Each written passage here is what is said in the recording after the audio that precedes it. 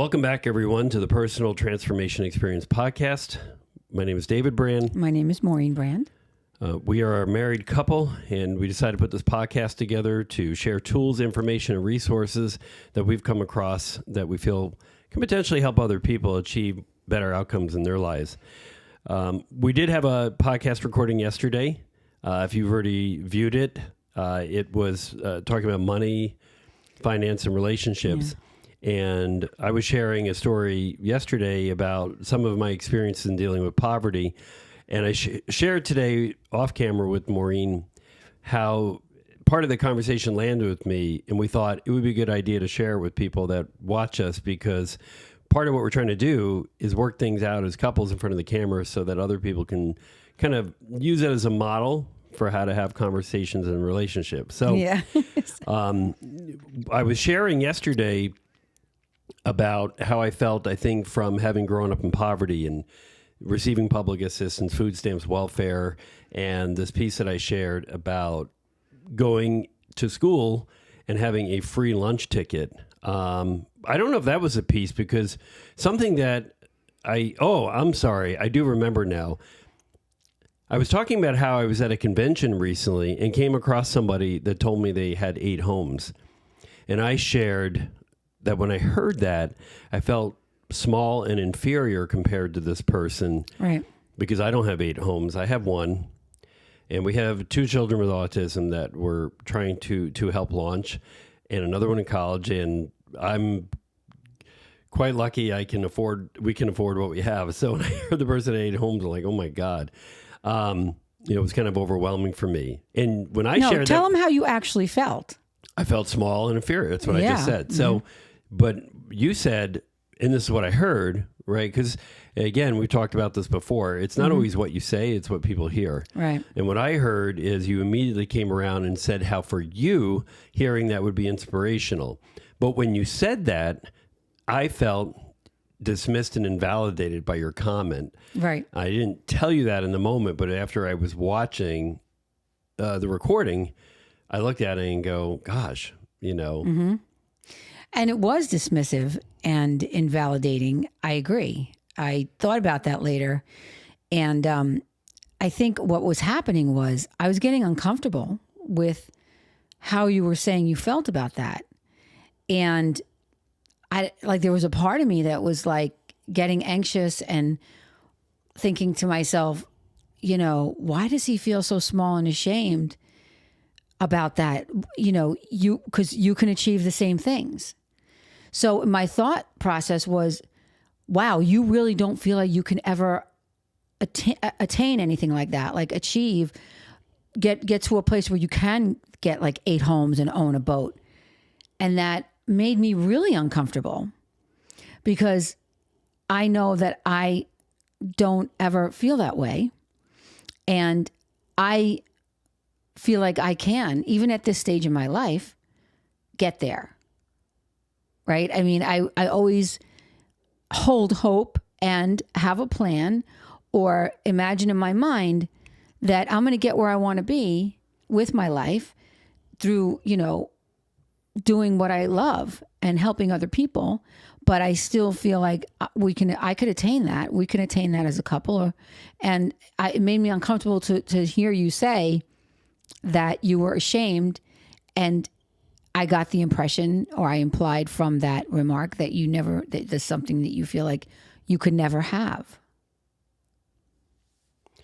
So as I'm hearing you say this now, I think at least someone in that conversation, right, say someone other than me, there's 3 different ways at least that you can respond internally to that statement. Yes, I have 8 homes. You could respond the way I did, which is feeling small. Mm-hmm. Or you could respond the way you did, which is, well, I can achieve that too. Or the other way is to say, okay, so what? Yeah. And not have any feeling about it at all. Yeah. On the flip side, when I hear you say that, I feel like I hear you saying that for you to feel valid, you have to have the belief that you can have 8 homes also. And then I'm thinking, though, why does that matter? Well, if you don't feel like you can achieve that, and I do, that's a barrier to my dreams, because you're a part of my life. So if you're coming from a mindset of like lack, or like I can't ever do that, or that's not something that's unrealistic and that's ridiculous, then it makes me uncomfortable, because I don't think so. I think it's inspirational. I think it's fantastic that he has that. Who cares how he got it? Even if it wasn't, let's say he just got it all inherited, that's wonderful. That's great for him. Or maybe he really worked his ass off to get there. You don't know the story, right? You don't know. I mean, there's plenty of wealthy people who are amazing and worked really hard to get where they are and give so much back to the community. So I just got uncomfortable with that. And I was like, wow, I have these dreams. And if you're like kind of not on board with any kind of dream to reach far and wide and have this limitations, I feel like you're putting limitations or caps on what you can do in your life. And that makes me sad. And I don't feel that way. So if we're on this partnership together, I wish you could just like get on board. Why does that have to matter? Why does my validity in this relationship or anything in this world have to do with having a shared passion to acquire material things? It's not so much as acquiring material things. It's just, it's not really about material things. And that's where you're bringing it back to.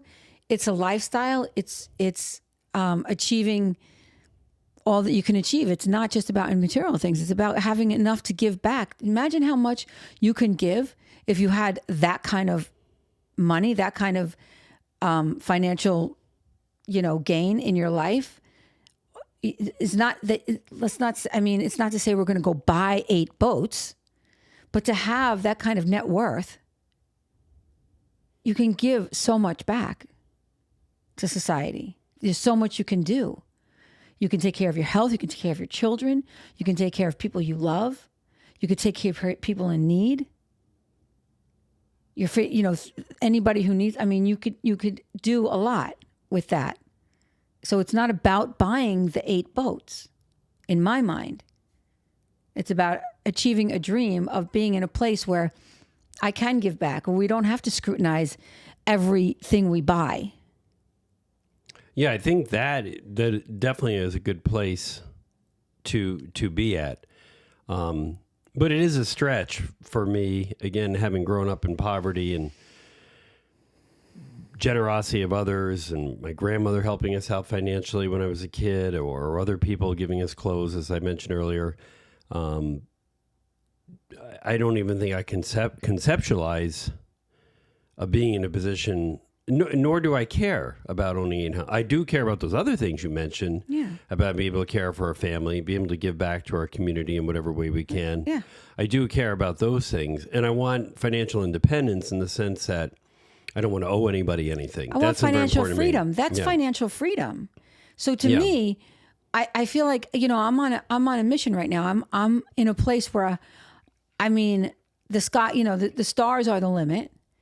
And I want to start this business. And I feel like, are you going to sabotage it in some unconscious way because we start to make more money than you're comfortable with? Well, I don't think I'm uncomfortable with making more money. I'm uncomfortable with having yardsticks, right? To say that, when somebody, I guess it just doesn't resonate with me to drive by a mansion and say, well, I can achieve that, right? I don't think about it in terms of hard, concrete material things. I think about being successful and being able to have financial freedom. I actually look at that big, giant house, and I don't think about financial freedom or even the 8 houses that the guys mentioned, because I think about the maintenance, the upkeep, the taxes, the responsibility. Even if I had the money, there's still a ginormous responsibility in having a lot of material possessions. They are. If you have 8 houses, you don't need to live in 8 houses, right? You're making money off of them. Well, the more money you have, the bigger problems you have. But I'll take those bigger problems. But with where I can't imagine those problems, right? I can't imagine. I think it overwhelms me to think about those problems. So for me, and I guess if that's what motivates you, then I say, I don't mean in a bad way. I say, you do you. I don't want to detract but you're from taking that. you're saying if that's what motivates me, buying the big house and having the 8 boats. No, you mentioned this guy had 8 boats. It made you really uncomfortable and you felt ashamed. And you said it would inspire you. So that sounds Well, motivational. what inspires me is not that he owns 8 boats, but he has the financial freedom to be able to own 8 boats. You don't know he has financial freedom. You don't know that he's not got everything financed 90%. Well, you don't know that either. And that he has flood insurance on the homes that's So why would you crippling feel? him, So then, right? why did you feel uncomfortable and ashamed? Because this man owned 8 boats. Maybe he's bankrupt. What I think I'm implying in my response is not that I should respond the way I did that day, but nor would I want to respond the way you were leading me to believe last night. My response should have been neutral. In my mind, my practice, right, is to have a neutrality response to that and be neither, and not necessarily, it doesn't mean I don't respond, and act like I don't care when somebody tells me I have 8 houses. I mean, I can. It doesn't matter, right? What's the but point? I think Why go to a party and tell somebody you have 8 houses? But your You don't response know. was genuine. That was who you are. Well, that was my inner response. Your inner response. I mean, but but however you felt was how you felt. That's who you are. That's how you felt, and that's okay. I mean, it's valid. It's important. And what's really great about how you felt is that you could look at it and wonder why, and explore it. Like, why did I feel this way about this guy's 8 houses, right? And neither of us know his backstory.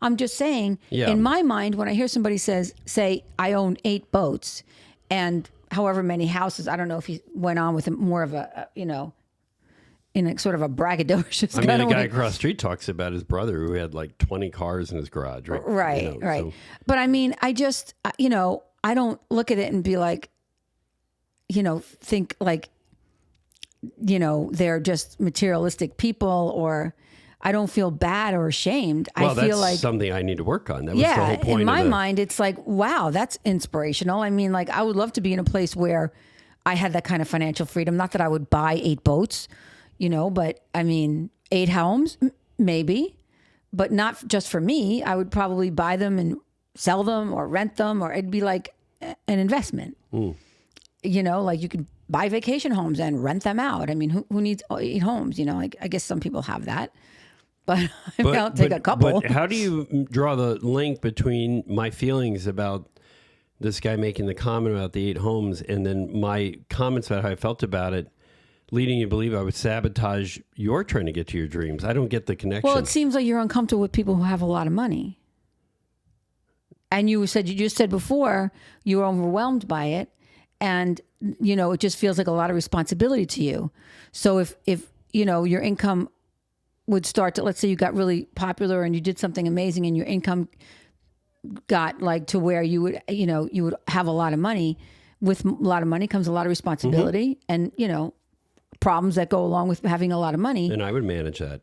Okay, but you just said you weren't sure if you could, or you'd be overwhelmed, or. Well, I don't know. I mean, that's speculative. But Well, you just said that. I'm sitting here right now. I'm like, the thought of having 8 homes sounds tiring, right? At my age and where I am in life, to think about having like an empire of homes. That's not where I would spend my money. I would travel. We also have 3 children. I'd want to build a future for them. Yeah, At this absolutely. point, I'm not about building an empire for myself. I'm looking at leaving something for my children. So Well, that would be the empire. but I mean, having 8 homes to rent, I don't know. I mean, I think that's all details that I don't think is. I think it's how you feel, how I feel, and why you are connecting that to. Yeah. I would sabotage you. That I don't get, because not on purpose, but there would be a point where you'd be like, "This is too this is I don't want to be that person who has all that money." But by the way, 8 homes is a huge investment, and what are you going to do? You have to invest your money in something. No, I get that. But Bricks and mortar. yeah, I mean, there's a multitude of ways you could go about that. Yeah. But also, I never said that I disparaged that person for saying I have 8 homes. I said it made me feel a little bit it was more, I don't think you actually even asked me why I felt that way now that I'm thinking about it. I did. We went down the whole why train. So, right. Because then if you understood the why, then I think it would not support this fear that you have that I might sabotage us should we get money. Well, because what I was saying is that growing up poor and I didn't have some of the advantages other people had. I didn't even know I could go to college when I was 18, right? I mean, I didn't know what was available to me. It wasn't even important to my parents I go to college. And I didn't have any generational wealth. I mean, when I was older, I had small sums of money, I inherited, but not to the extent that people get houses and things like that. I mean, I've worked with people when I was a mortgage loan officer. Like my parents were giving me $100,000 to put down for a house, and they were like 25 years old. So I never had any of those things, and so it's more a reflection.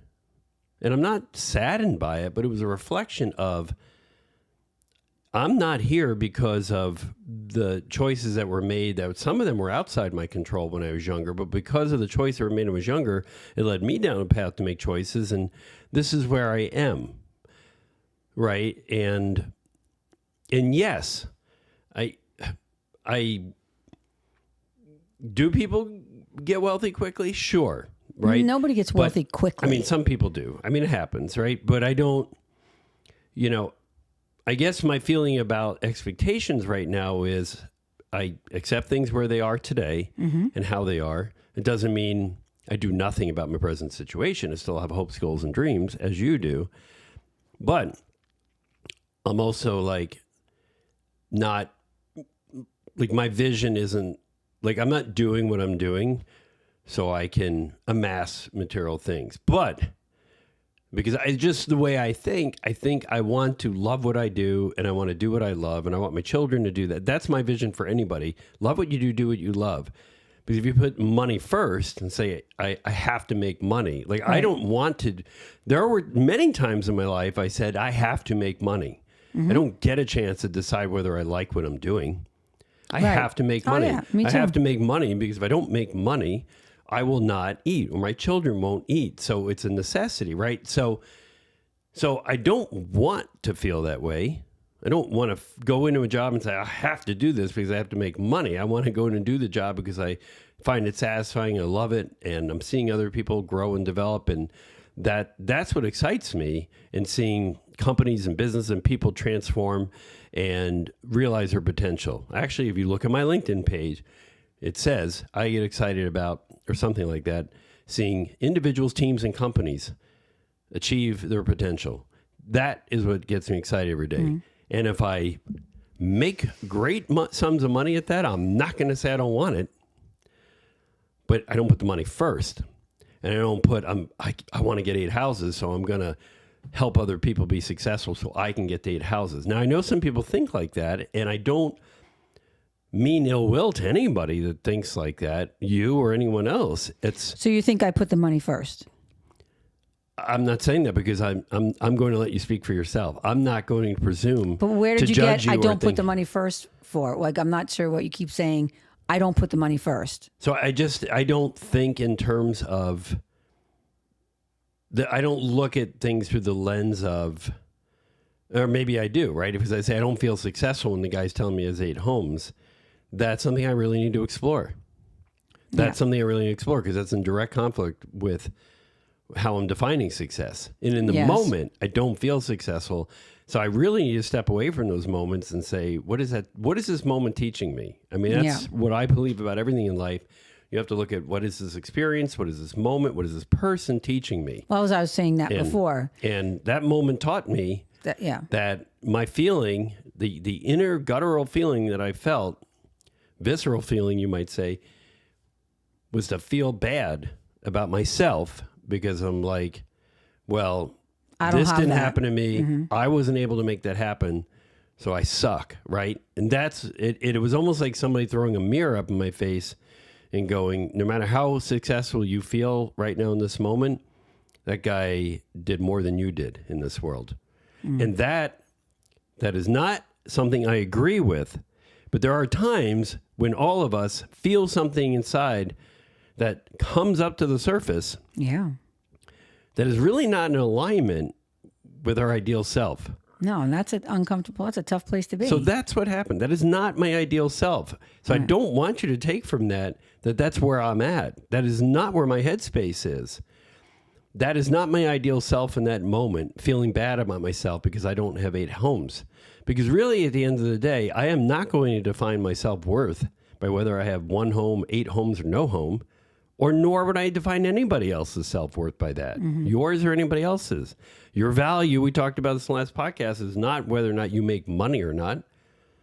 That isn't your value to this world. No, I know. We don't put price tags on people. It's so interesting because you made me think of a time.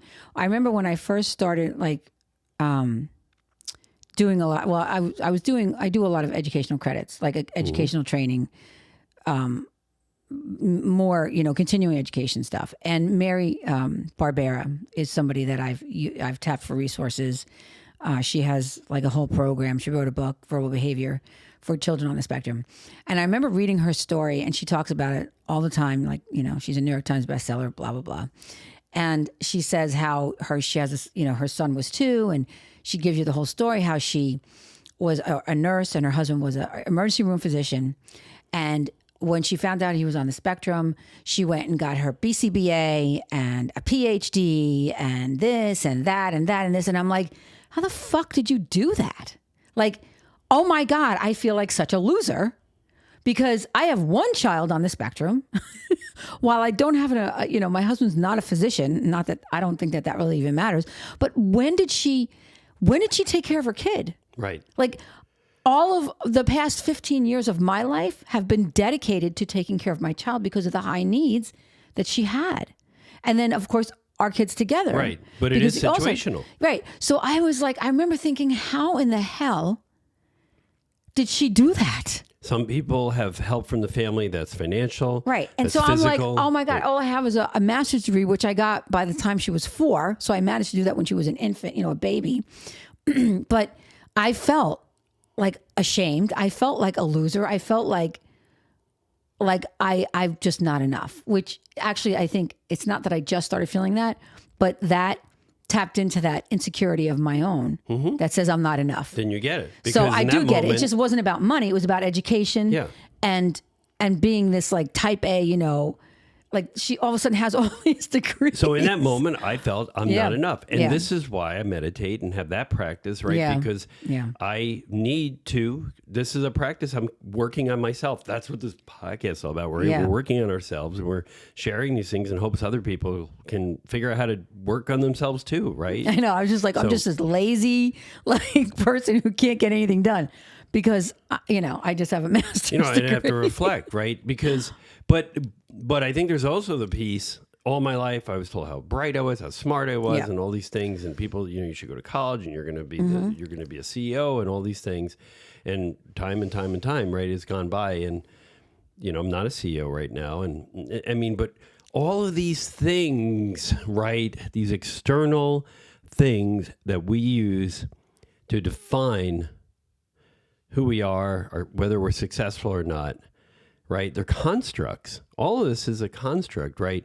Whether you have a master's or PhD or you're a tenured professor at a college or you're head of a company or own your own business, I mean, I had a guy one time hand me a business card and said he was a CEO and he was a company of 1, right? Yeah. I guess I could do that too. I'm the CEO of this podcast, right? Sounds successful, but people do those things to make themselves feel better, but whatever it is that you need to do. Right. But, this is something I am working on. Yeah. And I may always be working. I don't know, I don't know if I'll achieve some kind of nirvana where I'm never going to feel a certain way because, again, deeply rooted in me is this idea that I don't want anybody to know the struggle that I've been through. But yet here I am talking about it on the fucking podcast. So I don't know why, but I wouldn't even, because I have the problem, right, with sharing this with the world. I guess the thing is even the other night at dinner when I was explaining how we had such a hard time to people who have children with disabilities who can relate to what I was saying. And you got really uncomfortable because I shared that information with them, but you're putting it all out here. So I don't know. It's a little bit confusing. Yeah, well, I guess right now I'm only hoping people don't know me or watching this, and people who know me think I'm greater than this. I don't know. This is all things that I'm struggling with because in that. I think about some of these events I go to and I sit down with people. I told you I sat down this conference, so impactful. This morning I was sitting down with this guy and he's talking about his homes and his boats and he just went to Europe with his family and he's got 3 kids and one's in Harvard and one's in Citadel. I forget where the third one is.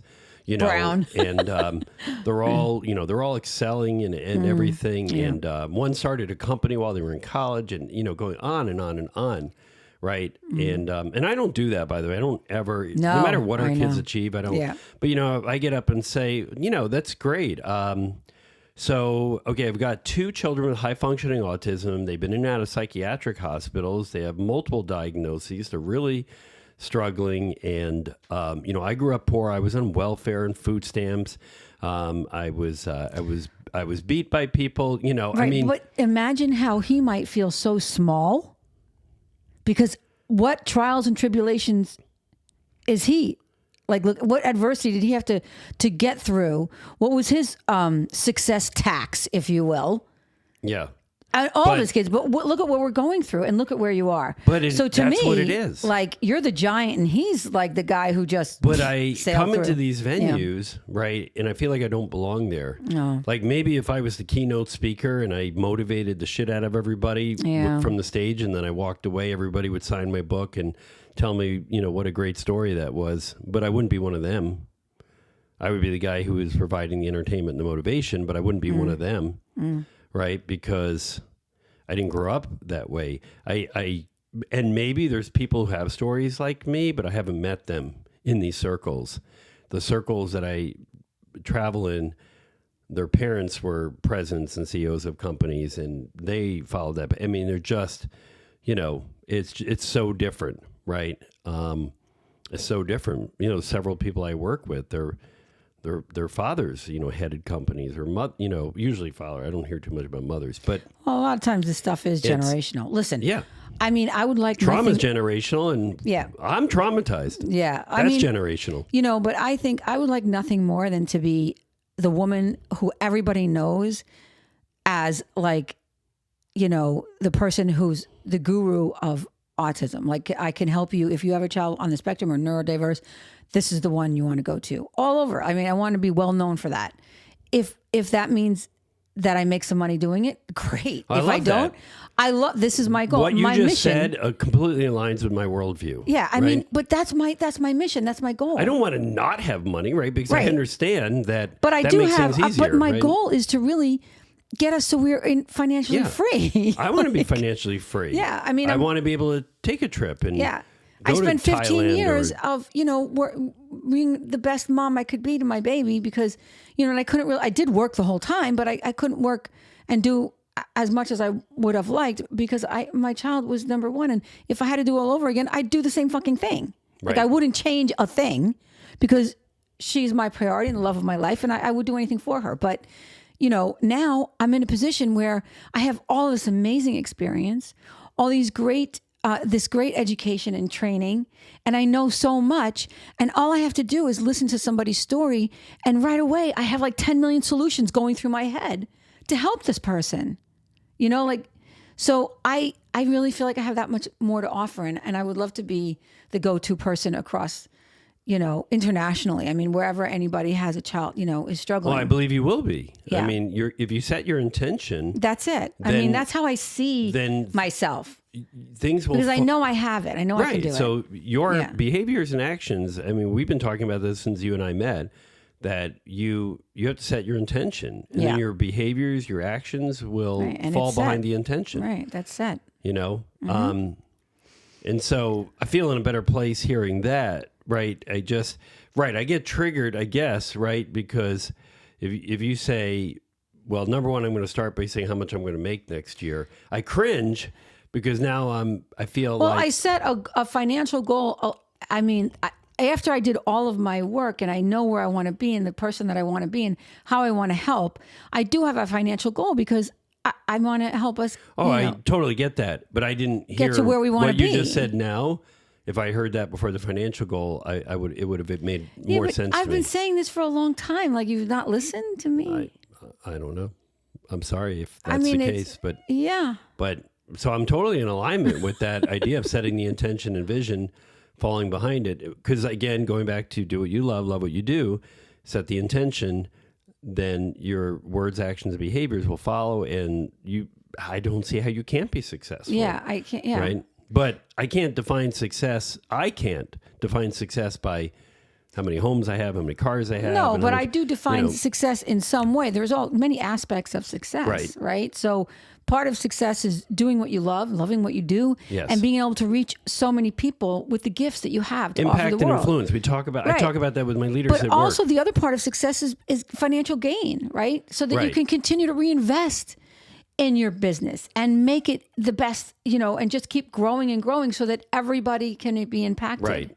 Well, as you had, again, this is a concept you introduced me to is when, and maybe it was Wayne Dyer who said it too, when you give people what they want, then you get what you want, right? It's kind of like an exchange. It's an exchange in life, right? We can't just, it's like a job, right? It's an exchange of value, right? You have an employment contract. Someone is paying you to provide a service per hour, per year, however. Well, it's your return on investment, right? ROI. Yeah, it's another way to look at it. So there is no, you're just going to, people are going to pay you to do nothing, number one, and you're not going to work for nothing either, right? We all have value, and we have an exchange and barter system in this world, right? So and that's always been the case, right? So you do need to make money, and never having enough money to be able to enjoy life. Like if you work really hard, and I'm sure there's people out there, and I've been there, you work really hard and you can't take a vacation, right? Or you can't go to the movies because you don't have enough money to make the movie. That's what I'm saying. And there are people in that position. Yeah. And I feel that. It's not even financial though. I have families in that position who have children who they just can't take out. It's just that hard. That feels bad. But growing up poor, I can tell you, there are things you can do for free. And that's the good thing about my father is he took us to parks. We went to the beach and we did tons and tons of things that were free. But it's not about money. For these families, they have money. They cannot take their child out because their child will have such a hard time. Oh, it's a disability. Yeah. So and these are the families that are in pain. The parents, like this one parent I just was responding to on one of the boards, children with disabilities locally. This poor woman is beside herself. She doesn't know what to do. She doesn't know where to go. She's tried everything. And I went through the comments and I was like, nobody really was, nobody said what a solution that I had in my head. Right. And so I provided her some solutions and I told her who I was. Like basically I didn't tell her who I was, but she could always click my name and get to me. But I'm just saying, like, she's at the end of her rope and she didn't know what else to do. And everybody's looking at the child, the one who was having the difficult behavior, as him doing it to get a negative response for the cast. Yeah. No, he's not doing it to hurt the other person. Mm-hmm. He's doing it because he can't control his emotions and his body and his inability to be not rigid. Right. So, and that's just one example of so many heartbreaking stories where parents are like, we don't go on vacation. Like we go out, parents will pack the whole day, and the kids are out for the whole day. These parents go out for an hour, maybe 2 hours if they're lucky. And then they have to go home. Like they don't go on vacation. They don't have, if they don't have no family that will help their kids. Yeah. And a lot of these parents don't want to leave their children with other family members. It's almost like another form of poverty, but it's not financial. Oh, right? It's so difficult. Yeah. And, it's heartbreaking. I want to change their perception of what's happening in their family and give them some sanity, some relief, some reprieve, some peace. And show them that there's another way. You can have peace, and there are resources out there to help you, even in other countries. There's no, it's a wonderful thing if you can do that. I think kind of like a 180 from the start of this conversation. Yeah. Hopefully. Well, I just wanted you to know, like, my mind is not about getting $100,000 or whatever the number is. I mean, it's about I mean, I have a financial goal when I start a business. You have to have, I mean, you're in a business, Well, we have very concrete financial goals. expenses too, right? Those are not nebulous expenses. We have firm fixed expenses, right? For what, Costs the for business? the cars. No. Oh, here. So we know there's a certain amount of money we need to make to be able to pay our bills and not be in debt. Right. Right. And the be number I picked was comfortable, not extraordinary. It's not like I want to make $1 million. No. Like So, one year. but again, when any of us have these responses, being able to go in, dig deep and say, why am I responding that way? What is this response teaching me? And what can I do about this response? How do I reshape, reframe the dialogue I'm having in my head in a constructive way? And sometimes that dialogue in my head is not constructive. As happened this past weekend, or when I went to the conference, and you're not alone there, babe. And so, that's what we're all about, right? Is having this dialogue here, so we can. I mean, that's why we say we're working on changing that world within us. Yes, we have to change that first. If we don't change what's in here, it's transformational. Yeah. When you can shift the way you perceive things just a little bit, it's like a miracle, right? Everything changes. You change the way you see the world.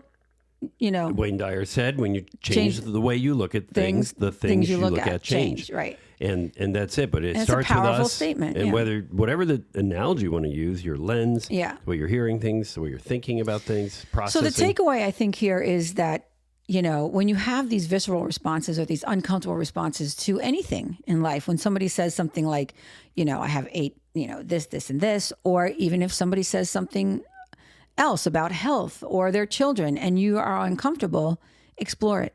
Mm-hmm. Don't just walk away from it. It's a part of you that is trying to tell you that I'm here and this is not, there's something else going on. Yeah. And look at it. Absolutely. It's going to get in your way. All right. Thank you. Thank you.